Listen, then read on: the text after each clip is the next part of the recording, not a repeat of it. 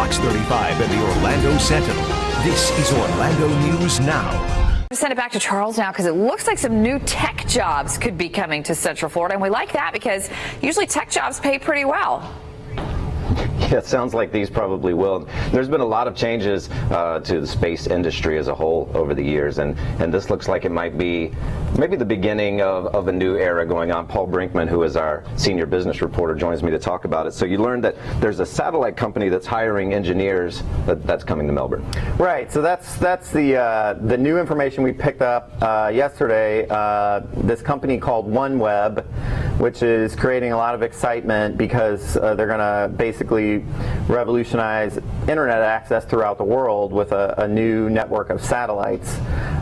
They want to start launching 640 new satellites by next year. They're talking about, by 2017, which is an aggressive time schedule for anyone to do something like that, even without having their facilities totally set up yet.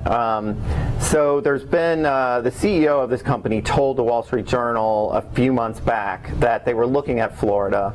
And yesterday on their website, I saw that they have job openings now for Melbourne, Florida, which is about 40 miles south of Kennedy Space Center. It's also where Harris Corporation is, they're a major defense contractor there. So these are senior level positions, and they're based in Melbourne. And OneWeb has not had, as far as we know, they've not had a presence here before. So this is new.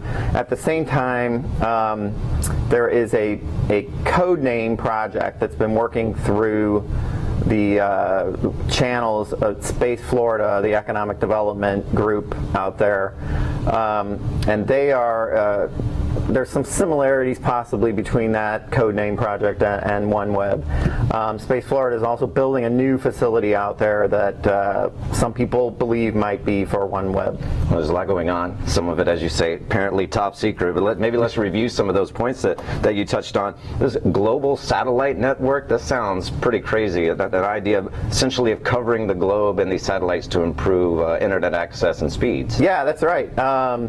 So they'd be talking about remote rural areas where it may be difficult to get internet now.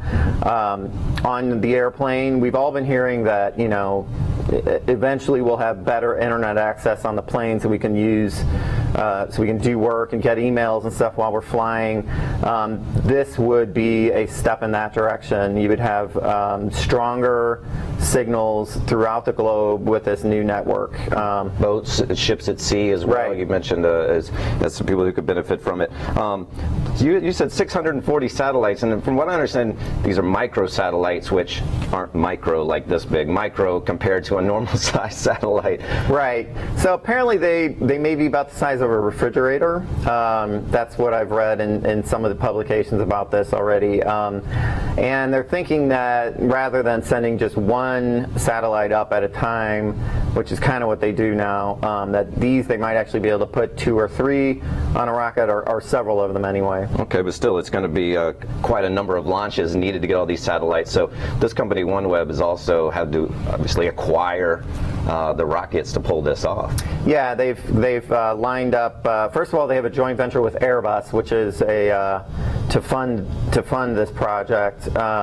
Airbus is a European company that builds airplanes, and then they have contracted with a French company that will use Soyuz rockets, and also Virgin Galactic that will use their own rockets to launch these satellites. And I mean, the details haven't been confirmed yet, but the idea is, I guess, that they would launch them from Kennedy or Cape Canaveral. And you mentioned that this is an aggressive schedule. This facility is not even really up yet, still looking to fill some positions here, yet they're hoping to start launches as early as a year from now. Right. Well, we don't really know where they're going yet. They haven't confirmed that. Space Florida hasn't confirmed it.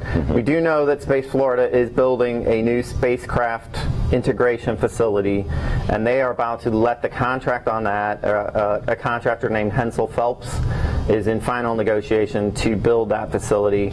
So we're still waiting to see who is it that's going to occupy that facility. We think it's there's a likelihood that it could be OneWeb. Well, Amy, in addition to launches at the Space Coast, now you're looking at adding manufacturing of rockets and now potentially satellites as well. I think I need to go back and get a science degree. This is looking very appealing. You guys want to come with me?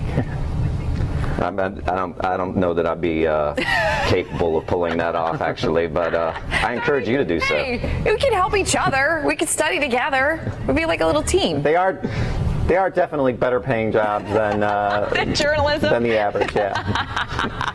It's okay. sure. You can say it, Paul. Thanks for watching this video. You can watch Orlando News Now on OrlandoSentinel.com every weekday. We go live at noon. See you then.